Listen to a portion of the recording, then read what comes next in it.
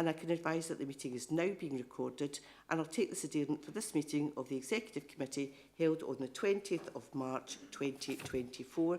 I see that we have present Councillors Allison, Anderson and Brown.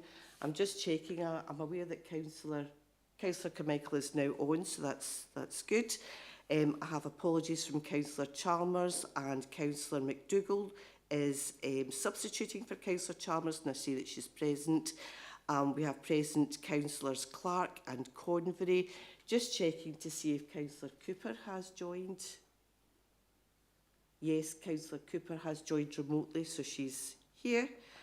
We have present Councillors Cowan, Devlin, Fagan, Ferguson Miller. I have an apology from Councillor Hamilton. Councillor Scott is substituting for Councillor Hamilton, and I see that he's present at the meeting. We have also present Councillors Kerr, Logan, Loudon, Hugh MacDonald, McCallan, McClymont, McCreary. We have present Councillors Leslie MacDonald, McGeever, McLachlan, Nelson, and also present are Councillors Razak, Robb, Ross, Shearer and Walker. I don't think there's anybody I've omitted from that. There are a number of officers present at today's meeting, and with that, Chair, I'll hand back to you for the business. Okay, thank you very much. To come to item 1, which are declarations of interest. Are there any declarations of interest? Please indicate now. I don't see any declarations of interest. To come to item 2, which are the minutes of the previous meeting. Are there any issues arising from the minutes of the previous meeting? Not seeing any issues, so can I ask that we agree those as a correct record? Agreed. We are agreed. Come now to item 3, which is Revenue Budget Monitoring Report, and I will come to Jackie Taylor to speak to that report. Jackie. Thank you, Chair. So this is our revenue budget monitoring, and this is taking us to the 26th of January this year. Regular report that you see around our general fund revenue budget and our housing revenue account budget as well. Section 4 of the report on page 13 is a reminder for committee on our expected probable outturn position for the year. You'll recall that we've reported we expect to underspend by £9 million this year, and that's after transfers to reserves that were approved at Executive Committee in January. That £9 million underspend, we have agreed that £3 million will be set aside in reserves to support budget pressures as we go into the new financial year, with the remaining £6 million being considered to support the budget strategy going forward, including pay. The forecast position before and after transfers to reserves is shown in the appendices for your information. At the top of page 14, I'll draw your attention to section 4.3, which is around teacher numbers. We have been reporting on this for a period of time, and that's around the national £45.5 million that was held back until councils provided assurance that they'd maintained teacher numbers in year. For the council, that amounted to £2.9 million. Now, as part of our local government finance order that was issued at the end of February, we were advised that those held back funds have now been released to the council, and we were budgeting for that position. Section 5 of the report covers our position to the 26th of January, and we're reporting a net underspend of £2.6 million, and that's after transfers to reserves. And that's in line with what we expect in terms of our probable outturn position. And our housing revenue account position is detailed at section 6 of the report, and we're reporting a break-even for the housing revenue account. So in terms of recommendations, we're asking that the break-even position is noted and that the position to the 26th of January for the general fund revenue account and the housing revenue account be noted. Thank you, Chair. Thank you. Can I ask if there are any questions? Could you indicate now? I have one from Alec Allison. Alec. Just very quickly, some clarification, Chair. We were told at the UK budget that there were significant Barnett consequentials coming forward, and the Scottish Government had previously indicated that there would be coming to local government. Is there any update on that, or any indication that that is going to be fulfilled? Okay, I think the papers for the full council that were issued yesterday contain an update on that, and say although that is what is being discussed, and I think there's been an exchange of letters, the council still has not been formally advised of those consequentials. I'm going to see if Jackie wants to add anything to that. Jackie? No, that's absolutely the position. Whilst there have been letters exchanged to say that money will be coming our way, we haven't yet had an allocation of what that will be. Once we have that, we'll be able to report back. Thank you very much. No other questions, so we can agree to note the report. Can I come then to item 4, which is the capital budget monitoring paper, and it's back to you, Jackie. Thank you very much. So capital budget monitoring, covering the same period as the last report, so that's to the 26th of January. In section 4 of the report, we're reporting that we have a general fund capital programme of just under £78.3 million. We do expect, as I've reported before, to spend around £72 million of that. We are looking to maximise spend in year. We do have details of the underspending projects. That's really in relation to the timing of spend only, that the budget will be required into 24-25 rather in the current financial year. And we've detailed in the appendices those projects that are responsible for that underspend and with completion dates into the new year included.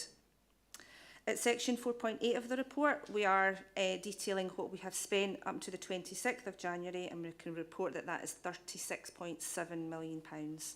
Again, that's very slightly behind where we expect to be at this point in time, again reflecting timing of spend on a number of projects. At the bottom of page 20, at section 5, we're covering our housing capital programme for the year of just over £67.4 million. We are again looking to maximise spend in that area, and we do expect to have that money spent this year. To the 26th of January, our spend is £45.4 million, which is ahead of where we expect it to be, and that reflects good progress on a number of buybacks that have taken place earlier than anticipated. The appendices to the report cover the usual information around each resource's budget for capital, and includes information on funding as well of capital projects. So if I take you back to the recommendations, we're looking to note the period 11, the 26th of January spend, and also to note that the revised programmes will continue to be monitored by the Financial Resources Scrutiny Forum. Thanks, Chair. Okay, thank you. If there are any questions, could I ask you to indicate now, and I will come to Ross Clark. Thank you, Chair, and thank you to Jackie for the report.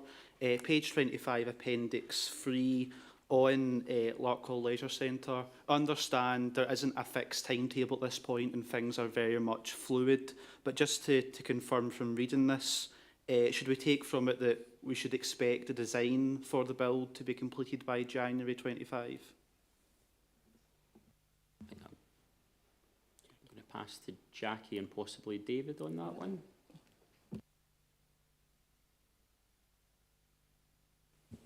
Thank you very much. Thank you very much, Chair. Thank you very much, Councillor Clark. Yes, that's the timescale we're working to at the moment. As you say, it is very fluid. So just in terms of an update on where we are with the project at the moment. So we're at an advanced stage of developing a project execution plan. And in that will include delivery milestones for the project, a communication strategy which will include communication with elected members, with the Larkhall community, with community representative groups, centre users and other partners. And included in that will be the engagement with the 60 or so members of the public who had said they were interested in when we previously engaged with them and been involved in the project. So that's been worked up at the moment. And running parallel to that, officers from my own resource are working along with officers from Housing and Technical Resources and from Procurement Services regarding pulling together the professional team that will be required to deliver the project. And included in that mix of things is a review of some of the work that was being done to date, which included some initial design work as well. So that date of the January 2025 remains a date, but I think will probably be overtaken once the project plan and all the rest of it is put in place. Okay, thank you very much. Can I come now to Kirsten Robb? Morning all. It's on Appendix 1, page 24. Just wanted to find out a bit more about the cycling, walking and safer routes and road safety funds there. There was a combined budget of like 2.6 or 2.7 million, but is it only received 0.7 or only spent that? Just to, if I can understand that a wee bit more, is it due to delayed projects? Thank you. Okay, I think that's it's Appendix 2, page 24. Oh, sorry. So that's all right. I can Appendix just 2, right enough. So I think, Jackie, I'm going to come to you on that. Jackie?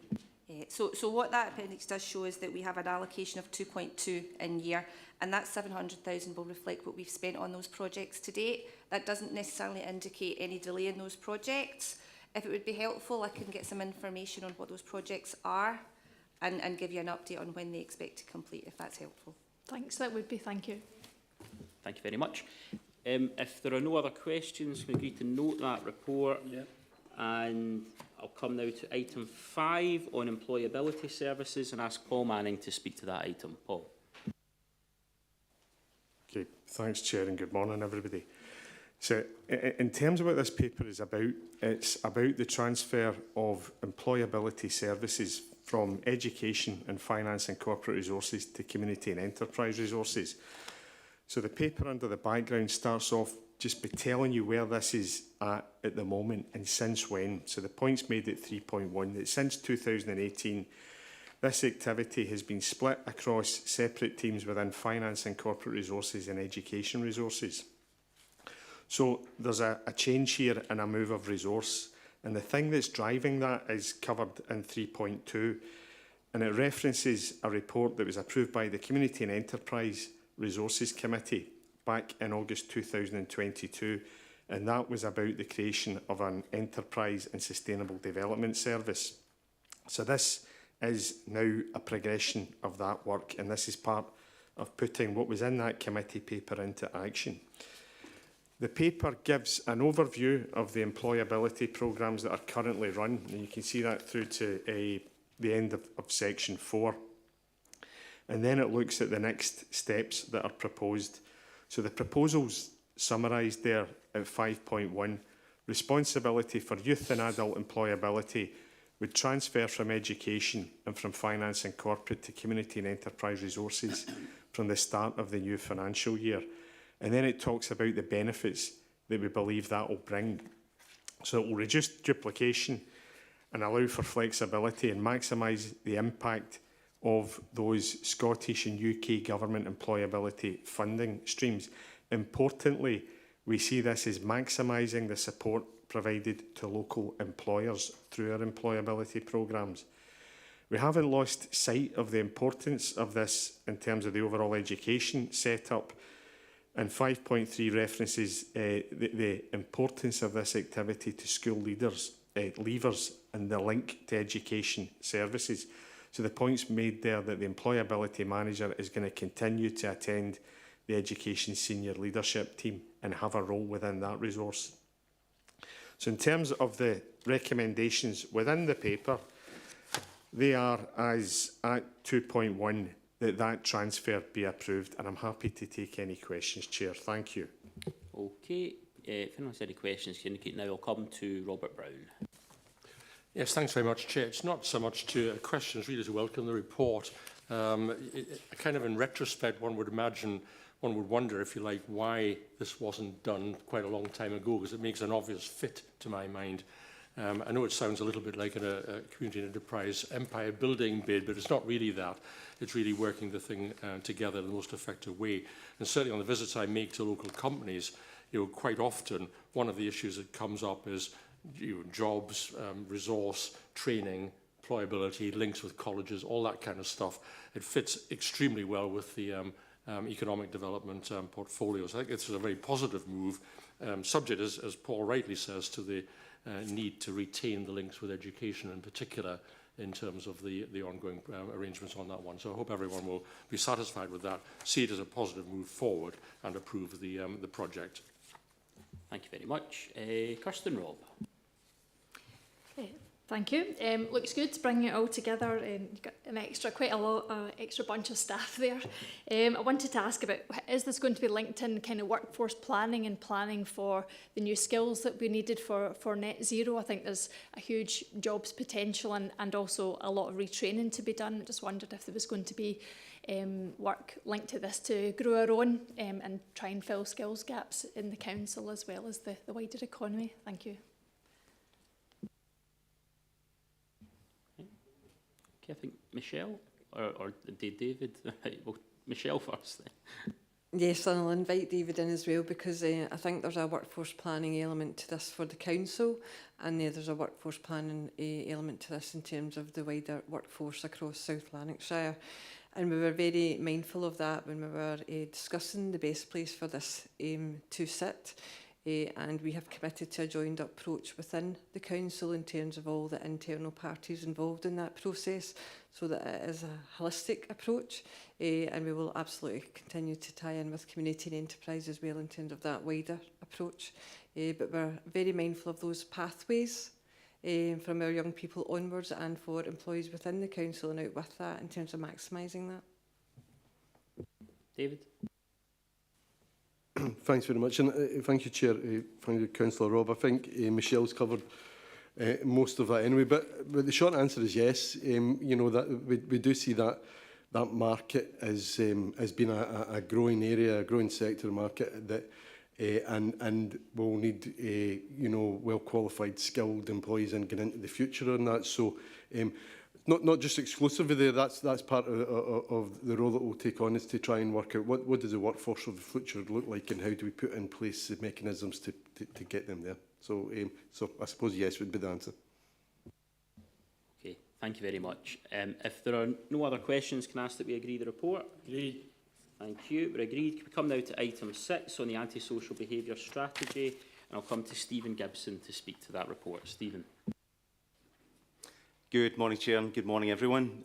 The purpose of this report is to seek approval from committee for the introduction of the revised antisocial behaviour strategy for the period from 2024-29, and subject to your approval today, to seek approval for it to become effective from the 1st of April this year. The background to the report is in section 3. This confirms the Council's requirement to prepare, to publish and to review an antisocial behaviour strategy. Also confirms that, as always and as expected, we've worked in partnership with key partners including Police Scotland, and we've worked in partnership with local organisations and taken account of the views of local people when developing the strategy. The consultation process is covered in sections 4 and 5. The development of the new strategy started over a year ago, so this has been, there's a lot of consideration going into this. Section 4 provides some of the detail about the pre-consultation stage. What this confirms that in advance of the more formal process, we undertook a desktop review of the existing strategy. We compared it to ongoing and emerging good practice, and we had discussions internally across departments and with key stakeholders about their views on the existing strategy and what good practice would look like in the future. We then used these comments at this stage to develop a consultative draft, and this formed the basis of the more formal process, which started later in the year. So section 5 talks about the formal process, which started in November 23 and ran on to early January 2024. Section 5.2 confirms that in doing this, we consulted with a wide range of partners. In addition to the police, we talked to the Tenant Participation Coordination Group, Seniors Together, Care Experienced Young Peoples and the Veterans Groups. In addition to that, there was we loaded the survey online on our portal, and we received over 150 responses from individuals, and in general the responses were constructive. The comments we received were really in relation to a request to link the new antisocial behaviour strategy to the existing litter strategy. There was a strong desire for the continuation of partnership working, and a lot of people expressed the need for people who have experienced antisocial behaviour to receive more support. So the views that we received from partners, from local organisations and from people were built into the formal consultative draft and been built into this strategy. Section 6 summarises the key changes. It confirms that the proposed strategy has taken account of the change in the terms of reference from the Safer South Lanarkshire Board. It places greater focus on prevention, intervention, enforcement and rehabilitation. It increases the emphasis on the provision of people-centred approach, and following, of course, the feedback from residents, it confirms a clearer alignment with the Council's commitments that have been made through the litter strategy from 2022 to 2027. The proposed outcomes are set out in Section 7. Section 7.2 advises that there are 6 outcomes, and these are intended to be delivered. And by adopting a strategy, wherever impossible, the intention is for people to behave more responsibly in their attitude towards drugs and alcohol, and for people to behave more responsibly in relation to fire safety, to reduce nuisance that's created from domestic noise, to improve the attractiveness of communities by reducing the irresponsible disposal of litter and household waste, for people to live safely in our communities, and importantly, for people to have easier access to the services that are provided through the strategy. As mentioned in Section 7.3, the proposed revised strategy for 24 to 29 is included in Appendix 1 of the report. Section 8 covers the next steps. Subject to approval today, the revised strategy, as I say, would be implemented from the 1st of April this year. Section 8.2 advises that progress in relation to the new strategy will be monitored through a partnership antisocial behaviour implementation group, and that the first review of the strategy will be reviewed by the Executive Committee, and that's scheduled for summer 2025. So if I could take you back to the recommendations in Section 2, this report comes with 2 recommendations. Subject to approval, we're asking for the strategy to be approved today, and thereafter for it to become effective from the 1st of April this year. Thanks very much, and I should say I'm joined by Lorraine Meek, who's our Antisocial Behaviour Manager, and we're happy to answer any questions. Thank you. Okay, thank you very much. Stephen, can I ask if there are any questions? Could you indicate just now? I'll come to Andrea Cowan. Thanks, Chair. Thanks, Stephen. Obviously, this policy, as you say, hasn't come about overnight, so I would just like to thank everybody for all the work that's been put into it. Obviously, the Council, Police Scotland and Scottish Fire and Rescue have been kept abreast of all of this at the Safer South Lanarkshire Board. And I'd also like to say that I know that fellow councillors felt that the awareness session in January was very good. So thank you all for that. I do have one point that I'd like to raise, if that's okay. In the policy, this is on page 47, section 5, and at 5.1, it says people behave responsibly in their attitude to alcohol and the impact of drug misuse is reduced. And it then goes on in the explanatory part to talk about school children and shopkeepers and so on. But there's no actual mention of drugs and in that section. We're all obviously well aware that Scotland has a dreadful record on drug misuse and drugs deaths. So I just wondered, I'm sure that there will be work going on for drugs, but I just wondered if you could give us some information on the actual drug misuse as opposed to alcohol. Thanks. Lorraine? No problem. Hi there. Oh, I think mine's is not working. Oh, it's one working now. Sorry about that, Councillor Cowan. Yes, there is an obvious issue in Scotland today with drugs misuse and alcohol misuse. Now, we're working on many different threads to address that, and I think the point that you've raised probably highlights why the ethos of this document is a really robust partnership approach, because officers from housing or antisocial behaviour don't have the specialist skills and the specialist training that you would need to work with people who are going through drugs misuse and drug addiction.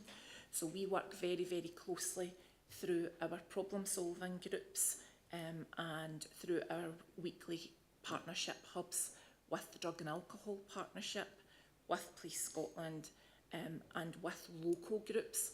We've just started a project with the Beacons, who, for people who are not familiar, there is a local group who deal with addicts in recovery, and we do monthly sessions with the people there, and we explore how their drug issues impacts on their ability to be a good neighbour, to be a good citizen, and the barriers that they face to being able to sustain their accommodation.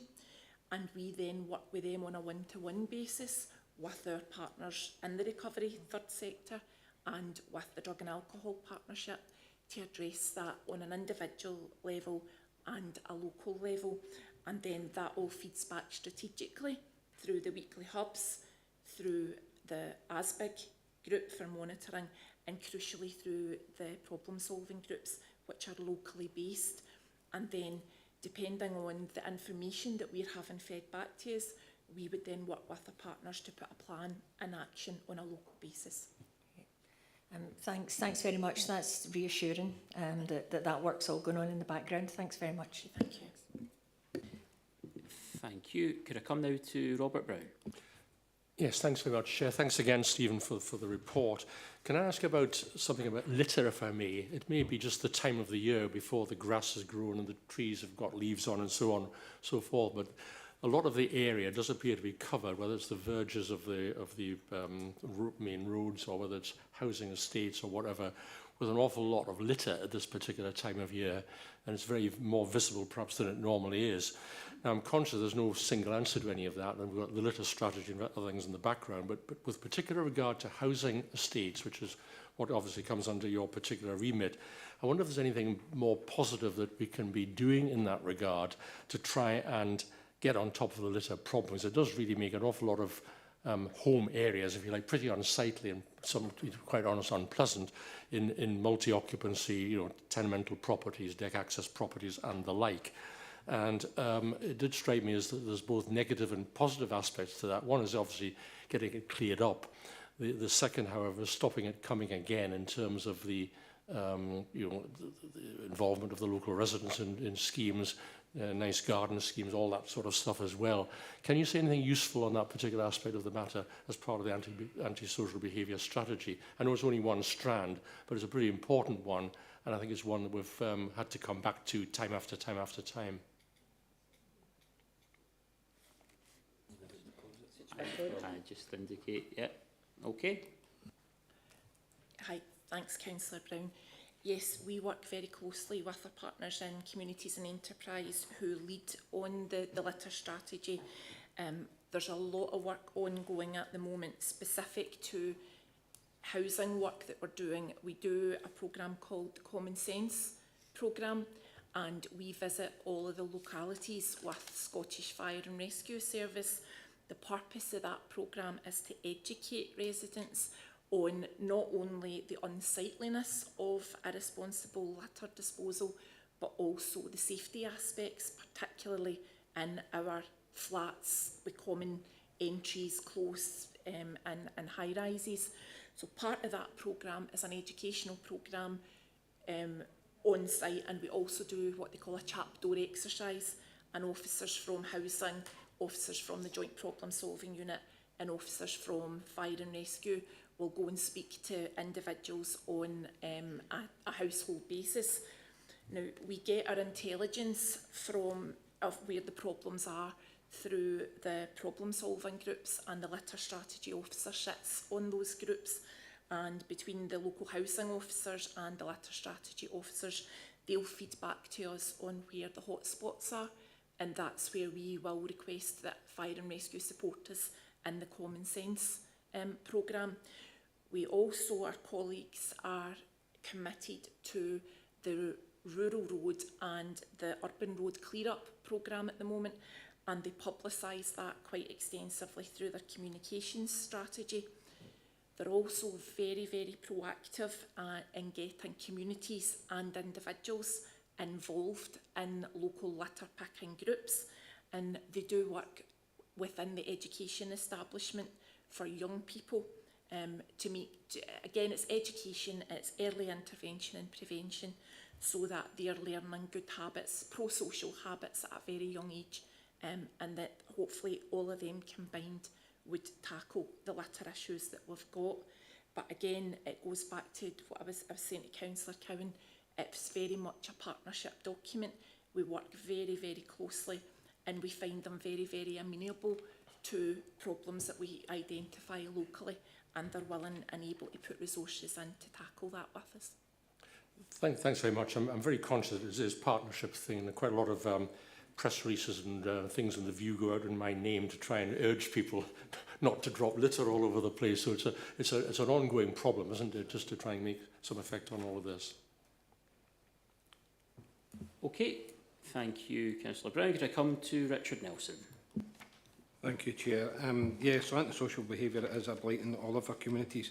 I think, though, some of the soft justice approach at the moment and the cuts to the police service are not going to do any favours in our communities, and the support for the victims of the antisocial behaviour. And whilst I agree with rehabilitation, part of what I was looking at was the delivering drug education workshops to schools in areas assessed as highest risk. So I was just wondering what those highest risks were. It is led to believe that drug-induced psychosis leads to severe mental illness, which can sometimes be irreversible, and that puts into legal highs as well. So what work are we doing round about the legal highs as well as delivering the education round the workshops? And I think the other part was round about the CCTV and the local member input to CCTV, because from my experience is that CCTV never comes across the desk of local members.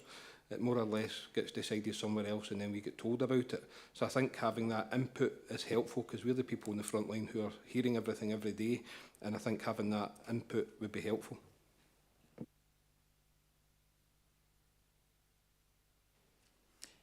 Thank you, Councillor Nelson. Quite a few points there. So taking them one by one, we're working within the Scottish Government National Framework, and it's promoting positive outcomes that stretches back to 2009. And the 4 pillars of that are the prevention, the intervention, the enforcement and the rehabilitation. Now, I would say that as a council, we're very, very strong on enforcement, and we have taken quite a significant amount of enforcement action in the last year. Where we are seeing the benefit of that is that at the earlier levels of the process, we may have a very slight increase of complaints this year, but at the more serious end of the scale, we actually have less. So the enforcement interventions that the local teams are taking are proving to be successful. And although we work within those 4 pillars, we are very, very robust on our enforcement. Where we do have challenges, and there's no doubt that we are working through challenging times at the moment, is antisocial behaviour doesn't work in isolation. It works with all the other threads of housing, including homelessness. So we have to balance the need for enforcement with the need for rehabilitation and with early and effective interventions to sustain housing, so that we don't add to any housing pressures that are there at the moment. We are currently involved in a Scottish Government working group at examining a new approach to antisocial behaviour, and I'm on that group because of my views in relation to victims and supporting victims, as well as all our other challenges. And I'm making it known that it is really important to support the victims, and it is really important that enforcement action is still available to local authorities. Now, where we can, we raise all our internal actions, and if we're going for the most serious court actions, sheriffs have been directed that they have to balance all these different aspects of housing and community need. So as a council, we need to be really, really robust in terms of the actions that we're presenting to courts to make sure that we get the orders that we crave. So enforcement still within that strategy is a very, very important thread, and that won't be dropped. That absolutely won't be dropped. In terms of the point on legal highs and drugs, we do a programme called A Good Neighbour or A Good Citizen programme, and that's where we go around temporary accommodations where there is a concentration of young people about to get their first tenancies, and we also go around educational establishments, and that's something that we're actually building on at the moment to expand. Part of what we do there is to speak about what are good choices, what are bad choices, what are the consequences. We also work with a partner, an external partner called Arkeen, who are a drama group, and they deliver a digitised play for us, and it's Is This Me? And that concentrates on bad consequences of alcohol misuse and drug misuse. But the drug misuse does take in the psychoactive substances because, unfortunately, as trends evolve, they are becoming more prevalent. So there is work from external and internal partners ongoing with that, and there's ongoing work through the implementation of the strategy with the drug and alcohol partnerships to see how we can expand on that. And then in terms of the CCTV, it's usually allocated on a needs-based sort of need requirement, and that's through the weekly community safety partnership hubs. Now that, what they discuss is reports made by members of the public in each areas to either the council, police, fire and rescue, or any of our external partners. It's then done, there's an analysis has to be done before we can deploy CCTV to keep us right in terms of surveillance, like RIPSA regulations. So we have to evidence to the Information Commissioner's Office that CCTV is the proportionate response and that we've tried all other aspects first. Now, the CCTV that I can control is not the public space CCTV, although we work very, very closely with that section. The CCTV that I have access to is the mobile deployable ones that we can deploy really, really quickly in response to current issues. And we keep them there for a period of roughly 12 weeks, and then we review it. And Police Scotland, the officer who is assigned to the Joint Problem Solving Unit, he'll do a review to check that it's still proportionate and we're still legislatively compliant. But that's not to say that if members have suggestions that they don't contact me, because I'm welcome and I'm open to that where I can. We've had that in recent times, and we also, through the problem solving groups and the hubs, the latest round of CCTV that we've installed was actually led by the local police community sergeants after they had feedback with all their communities and they know the hotspots in their area. So it's quite a varied range, but I would not say no if anybody had a suggestion that they wanted to come to me on.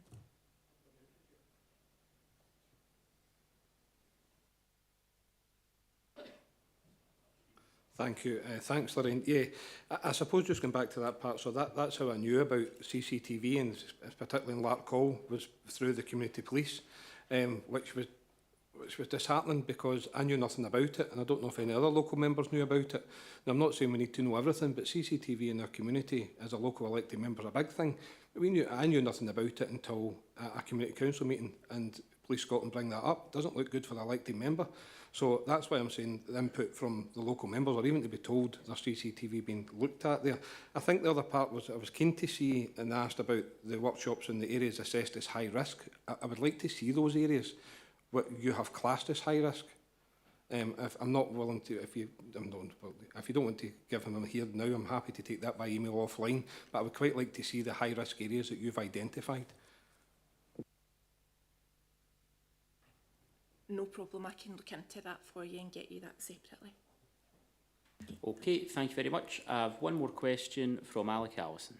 A couple of observations and one question. It was highlighted earlier about the amount of voluntary work that is done in tidying up the rubbish that is left. I think about every village and town in my ward does have one of these voluntary groups.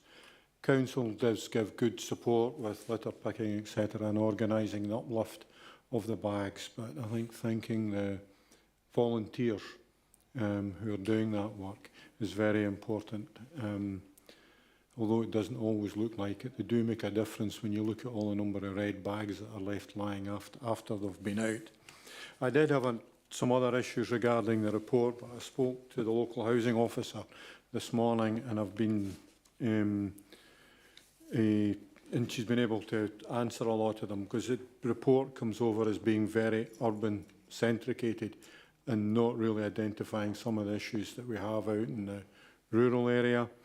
but these have been answered. But what's not been answered in there is how we are going to deal in the rural area. Many fine words here, but I don't see how that is going to be effective in the rural area. For instance, if environmental health are contacted about noise, they have to come from East Kilbride. And if that's out of hours, the chances of them getting there when the incident's still happening, not good. If you send out the antisocial behaviour team with social media, within 5 minutes of them being there, everybody will have disappeared and they'll know 5 minutes after they're away again, because there's nobody there to be able to, if you like, catch them in the event. So how are you going to implement these good words in the rural area?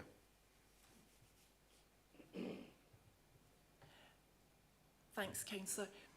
The key area that we look at in terms of rural antisocial behaviour is through the local problem solving group, and all the local groups, third sector and partners are at those groups, and they would raise those types of issues. Now, speaking for colleagues in the noise team, their average response rate to calls is 28 minutes, I believe, at the moment. Now, they don't always come from their office. They come from call to call to call, so they may not be coming from the central base. They're out in the locality. Similar, we have the same challenges as the police. We do have less numbers, we do have less resources, we are more creative with them. These are kind of operational issues rather than the strategic issues that the strategy would cover. But as an example of something that we did do to tackle antisocial behaviour in rural areas, and it was championed from the problem solving groups, was down in Colburn and Lesmahago. There was a problem which was unique to that area in terms of off-road quad bike type disorder, and that wasn't something that the council on their own or Police Scotland on their own had resources to challenge, but there was a joint initiative through the problem solving unit in the problem solving groups. It was supported by members, it was supported by the police, community councils, local landowners and members of the community and the community council, and through that joint initiative there was 4 quad bikes funded, and they were then able to go off-road and tackle that type of antisocial behaviour. So these are the type of issues that are unique to the Clydesdale problem solving group. The problem solving group has many short-term working groups if issues are raised, where we bring appropriate partners together and we work on a locality basis to tackle that. So we make sure that Clydesdale's not forgotten about in terms of antisocial behaviour. And in terms of enforcement, it might be of interest to you, of the evictions that we've had this year, half of them have been in the Clydesdale area. Because of the difference in demographics, there's quite a lot of available opportunity there where we would do analysis rather than response, and as a result of that analysis we can then plan our activities in rural areas, and that's an advantage to a rural environment that we often aren't afforded in the urban setting. Right, thank you. I don't see any other hands, so can I ask if there are no other questions? Can we agree the report? Agreed. And can I thank Lorraine for those very, very full answers? I appreciate these are complex issues and councillors are often involved in specific complaints about specific issues, but I think we got a really thorough overview of the strategy that sits behind it, so thank you very much. Can I come now to item 7, which is the council tax and second home dwellings, and I'm going to ask Jackie Taylor to speak to this item. Jackie. Thank you, Chair. So this is a paper that the committee saw last month in relation to second home dwellings and council tax, and it's been brought back to this committee for consideration. Just in terms of background, a change in the law has given councils discretionary powers that allow us to add up to a maximum 100% surcharge onto the council tax for second homes. That's the same as we currently apply for long-term empty properties. And we know that at least 2/3 of other councils have implemented this power. At the bottom of page 61 and over onto page 62, the paper does touch on the impact of empty properties in relation to availability of housing, recognising that it is a relatively small proportion of our households that are registered as second homes. The current position for second homes is detailed at section 4 of the report. 174 domestic properties are currently registered as second homes, and table 1 on page 62 gives a bit more information on the bands of those homes, and the appendix also shows the location of those. In terms of section 5, the proposal that's been made today for consideration is to implement a 100% surcharge on second home properties, and that would be effective from the start of the new financial year. What that means in terms of council tax in those homes is shown in Appendix 2 in terms of the increase in charges.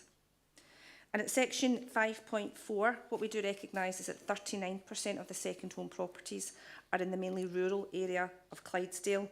We've got a bit of information in the report that covers the potential impact there for that area. And at 5.6, we are suggesting that the additional income that would be generated from this could be allocated to the Affordable Housing Supply Programme. The financial implications at section 8 pick this up. We are expecting an estimate of around £126,000 of additional income could be raised through implementing this surcharge, and that could be provided to the Affordable Housing Supply Programme for the Council. So in terms of recommendations, we're asking that committee consider the implementation of this surcharge, and if that's agreed, that we approve the use of the additional revenue to benefit the Council's affordable housing programme. Thank you, Chair. Okay, thanks very much. You'll recall that the last meeting took place on the same day as the budget meeting.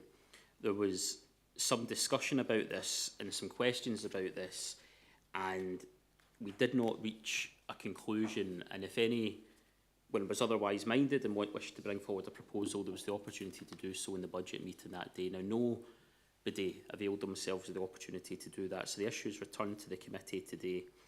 I think it's fair to say there is some concern about those issues that we discussed at the last meeting, specifically the potential for tax avoiding behaviour, and given the relatively low amount of money that's generated by this, that was a concern. However, the other point that was put forward is that this could make for more efficient use of the housing supply.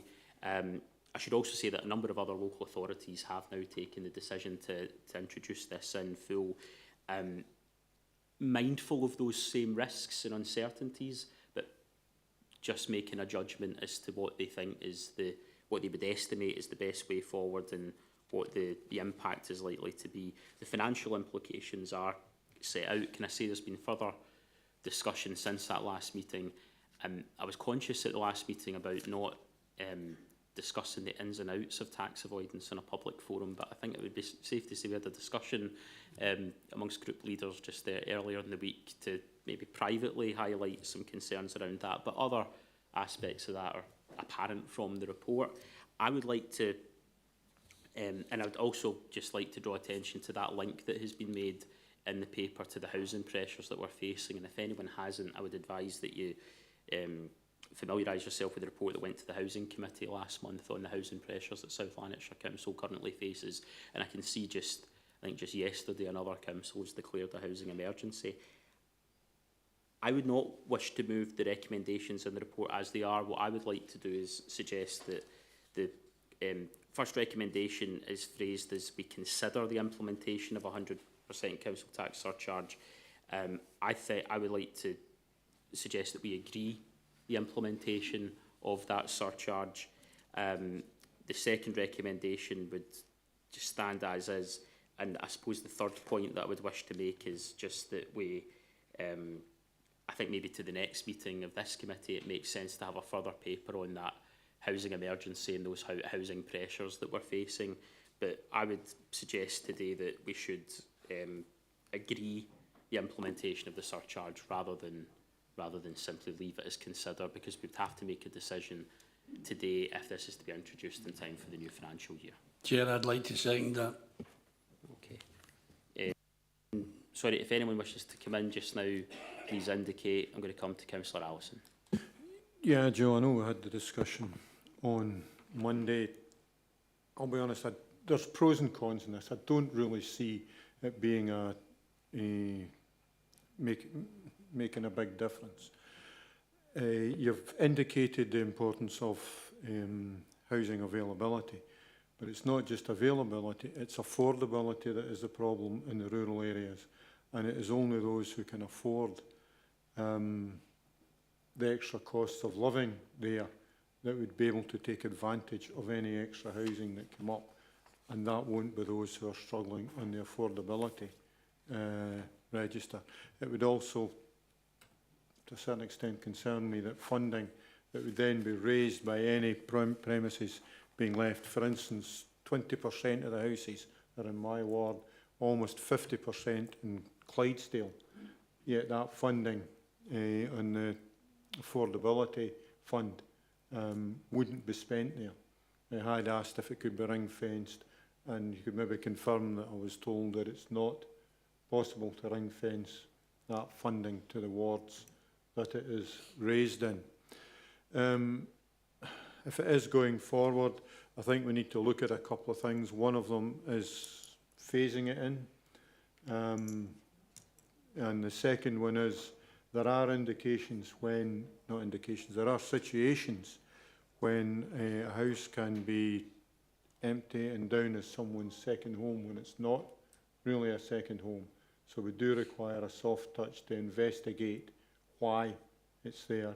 If it is a holiday home, that's one, but if it's not and is there, for instance, I heard an example of a couple who were splitting up. The husband has disappeared, who's the house is in the name of, and the wife is being left with the bills to pay for the second house that she has no access to.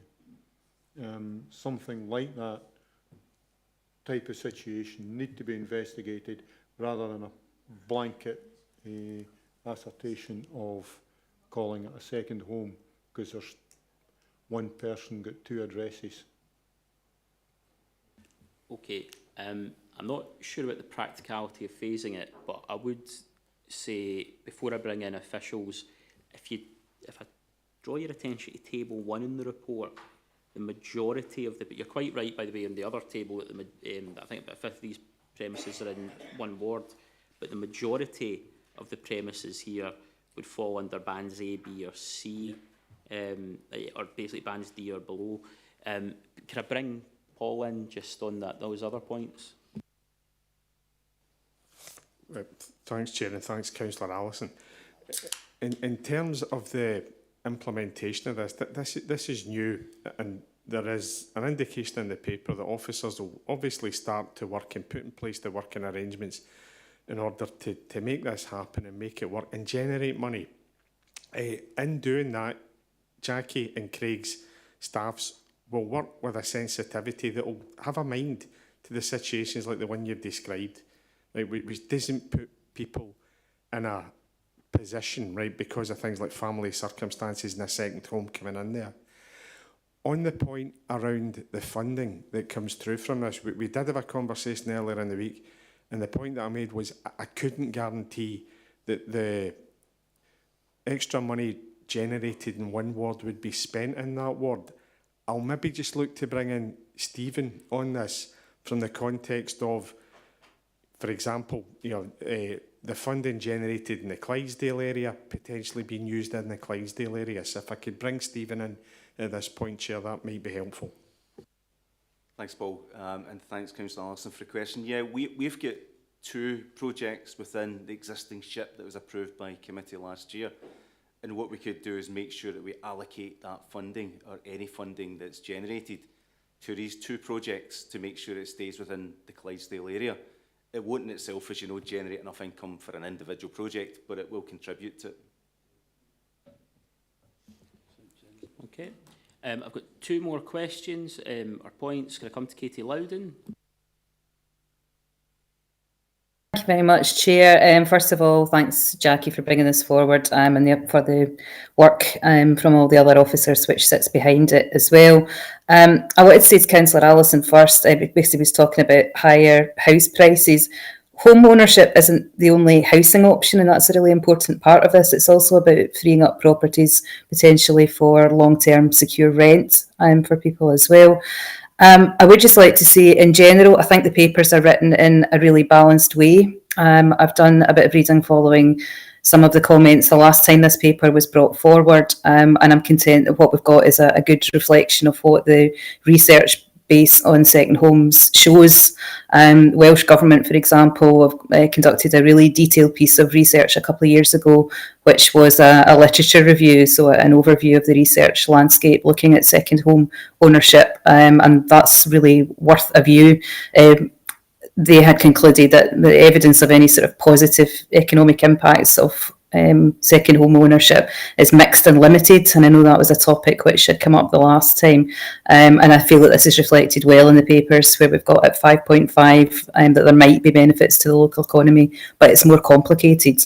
And we also have at section 5.4 here today the part about affecting housing supply, which was obviously reflected in Jackie's verbal report as well.